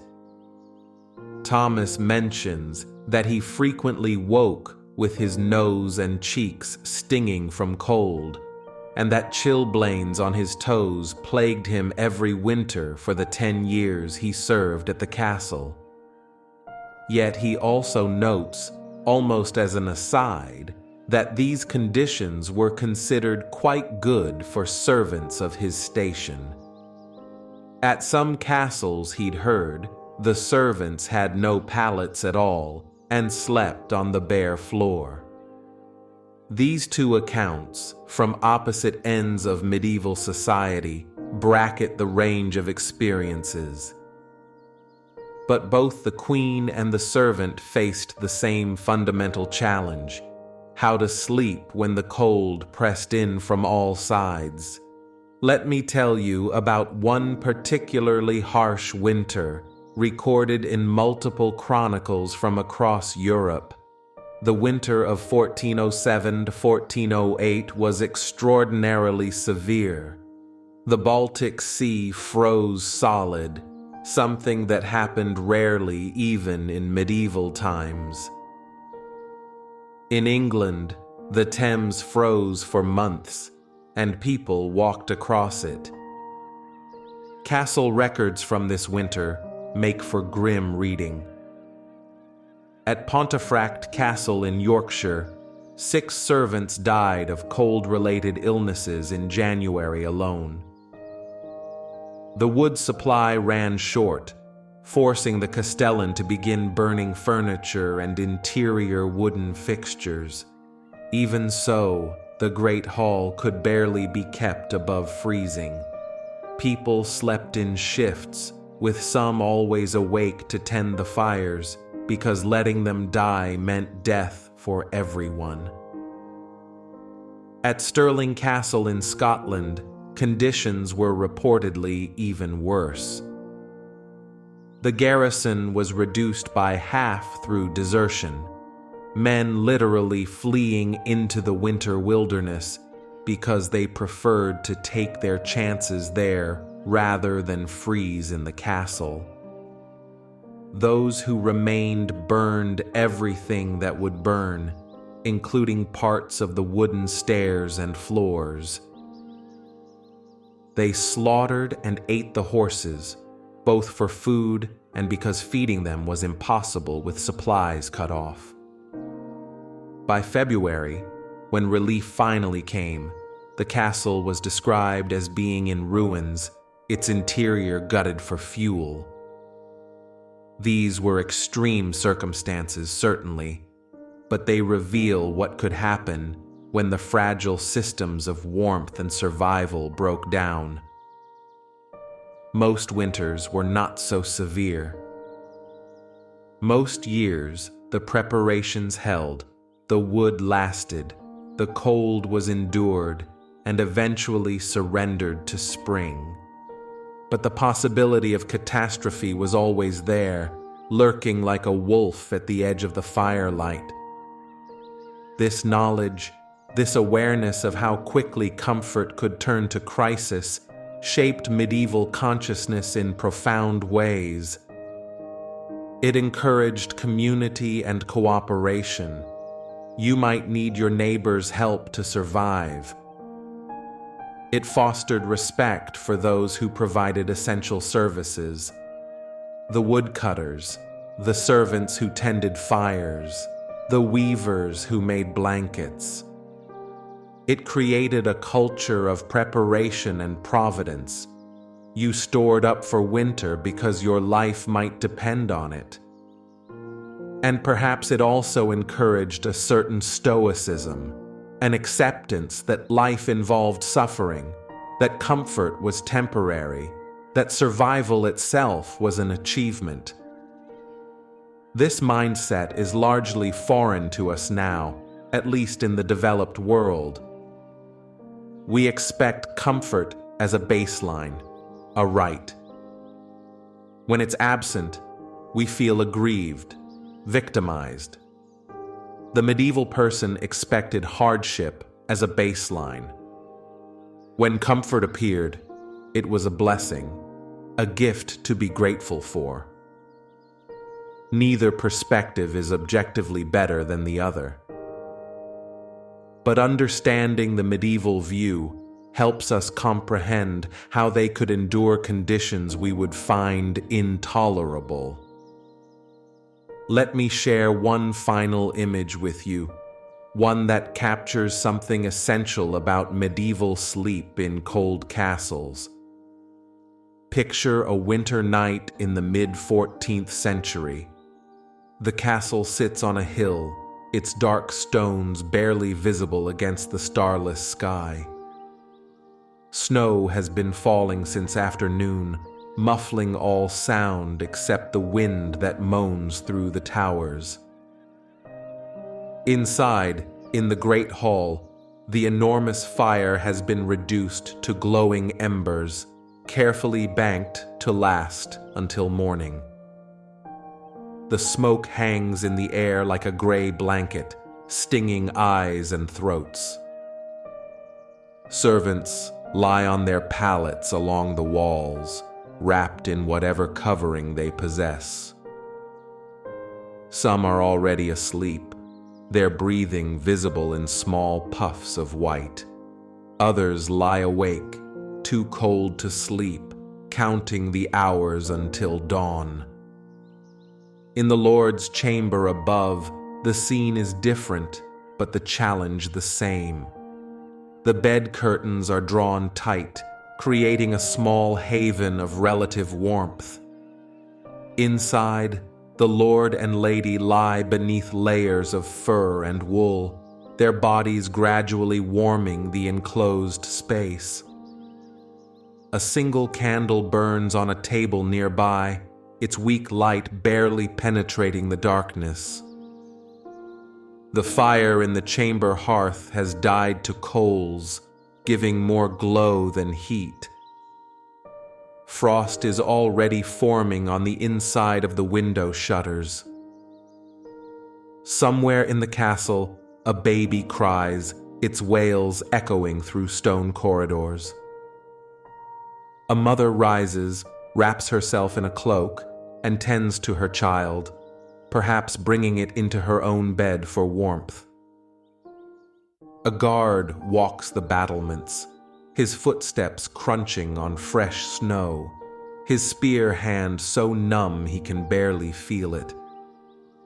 In the chapel, a monk keeps vigil, kneeling on cold stone, offering his suffering as prayer. This is the reality we've been exploring, not a romantic medieval fantasy, but the harsh truth of survival in stone fortresses. Yet within this hardship, life persisted. Children were conceived and born, raised and educated. Art was created, songs were sung, stories were told. Love bloomed despite the cold, perhaps even strengthened by shared adversity. Communities formed bonds that lasted lifetimes. The solutions they developed, the architectural innovations, the bedding arrangements, the heating strategies, the social adaptations, all of these represent human ingenuity at its most fundamental. Not the flashy brilliance of great inventions, but the steady, patient work of making life possible in difficult circumstances. Each fur blanket stitched together, each tapestry hung to block a draft, each stone heated and wrapped for a cold bed. These were small victories against the implacable enemy of cold. And perhaps that's what we should take from this long journey through medieval nights.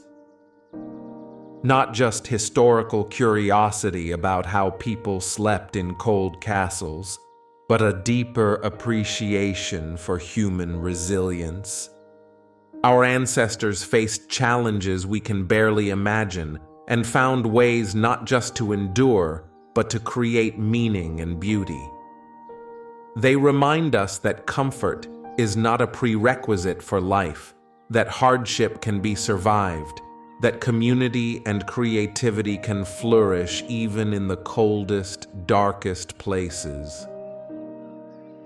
As we prepare to leave these cold castle chambers and return to our heated homes, our electric blankets, our programmable thermostats, let us carry something with us. Perhaps a greater gratitude for the warmth we take for granted. Perhaps a recognition of our own capacity for endurance, inherited from these hardy ancestors.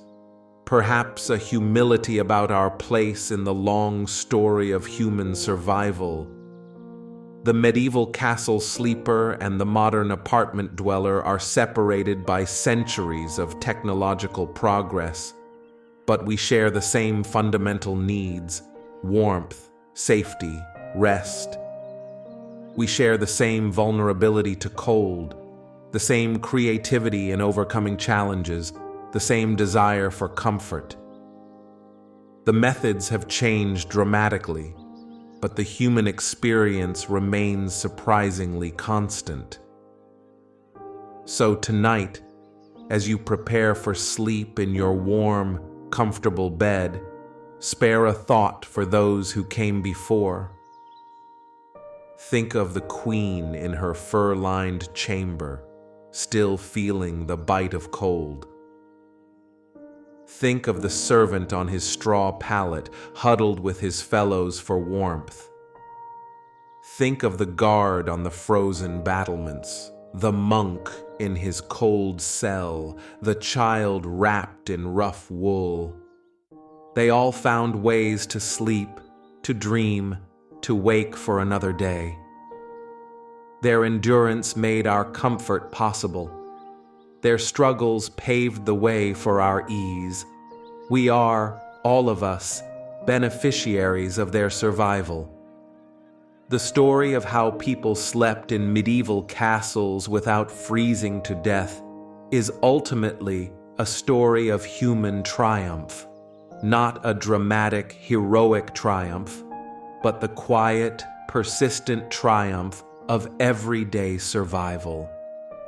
It's a reminder that humans have always found ways to adapt, to endure, to make life possible, even in the most challenging circumstances. And perhaps, in our age of climate change and environmental challenges, these medieval solutions might inspire us. Not to return to cold castles and fur blankets, but to remember that humans are capable of remarkable adaptation. That community and cooperation can overcome individual hardship. That sometimes the old ways, the simple ways, the patient ways, have wisdom we've forgotten. The medieval castle stands now mostly in ruins, its cold chambers open to the sky. Tourists walk through them in summer, trying to imagine what life was like. They see the stone walls, the empty fireplaces, the narrow windows, and they shiver even in warm weather. How did anyone live here? They ask. Now you know the answer. They lived through ingenuity and endurance, through community and creativity, through acceptance and adaptation. They lived because humans always find a way to live, even when conditions seem impossible. The cold castle night that would defeat us was simply reality to them, something to be managed, endured, and ultimately overcome. As our exploration draws to its natural close, let us take one final walk through a medieval castle at bedtime. The sun has set hours ago, and darkness has claimed the fortress. We begin in the courtyard, where the last servants are hurrying to finish their outdoor tasks. The stable boys are laying down extra straw for the horses, knowing that even these hardy animals need protection from the coming cold. Steam rises from the animals' backs, their body heat creating small clouds in the frigid air. The boys will sleep here tonight, in the loft above the stables, warmed by the heat rising from the animals below. It's not dignified, perhaps, but it's warmer than many other places in the castle. We climb the worn stone steps to the great hall. Here the evening meal has concluded, and preparations for sleep are beginning. Trestle tables are being pushed against the walls, creating space for pallets on the floor. The dogs are already claiming their spots near the hearth, turning in circles before settling down. A few children play a quiet game in the corner, their nurse watching with tired eyes, waiting for them to exhaust themselves enough for sleep. The fire is being banked now, carefully arranged to burn slowly through the night. Too much wood, and it will be consumed before dawn. Too little, and it will die, leaving everyone to wake in bitter cold.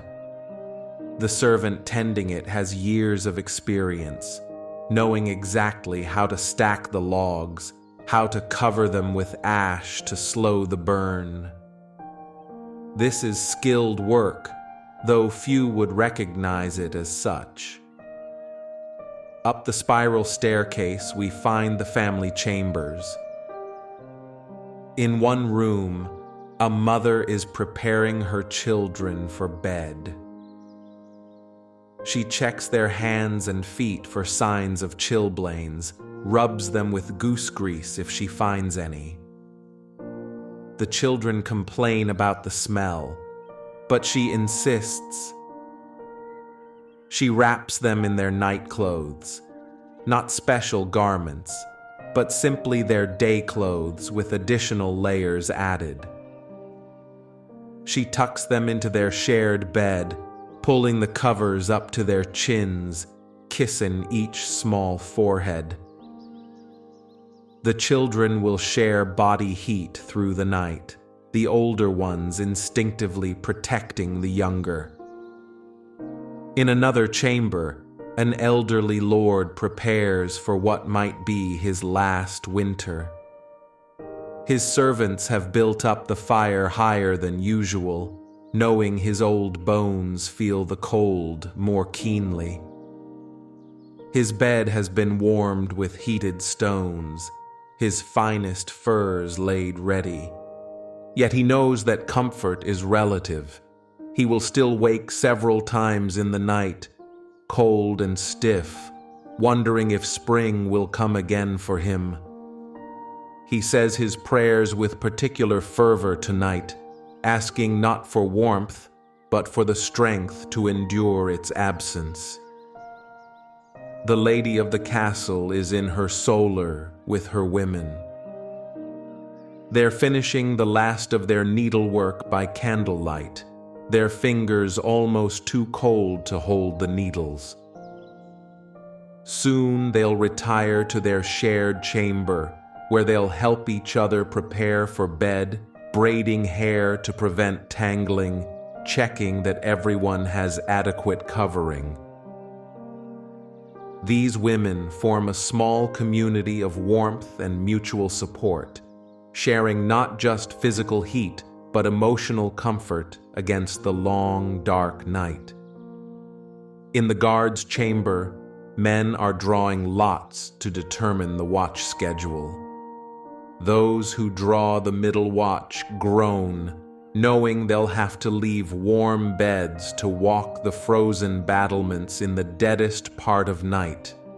They prepare accordingly: extra socks, additional tunics, leather mittens that will make handling weapons difficult, but might save their fingers from frostbite. They joke about it, these rough men, but there's real fear beneath the bravado. Men have died on watch, frozen at their posts. The chapel is nearly empty now, just one monk maintaining the eternal flame before the altar. The stone floor is so cold it seems to burn through his sandals. He'll kneel here for another hour, offering his discomfort as a sacrifice, before he's relieved and can seek his cold cell and thin blanket. His faith tells him this suffering has meaning, purifies his soul, brings him closer to God. Whether that's true or not, the belief itself provides a kind of warmth. Throughout the castle, the routine of bedtime continues. Warming pans are filled with coals and run between sheets. Final trips are made to the garderobe. Prayers are whispered. Candles are extinguished, plunging rooms into darkness. The castle settles into its nighttime rhythm. The creak of cooling wood, the whistle of wind through gaps, the occasional cry of an owl, the steady breathing of hundreds of souls seeking rest. And gradually, despite the cold, Despite the discomfort, despite everything, sleep comes. It comes to the Lord in his curtained bed and the servant on his straw. It comes to the guard who must wake for the middle watch and the child who won't stir until morning. It comes because the human body, marvelous in its adaptability, eventually finds rest even in the most trying circumstances. This is perhaps the most remarkable thing about our entire investigation.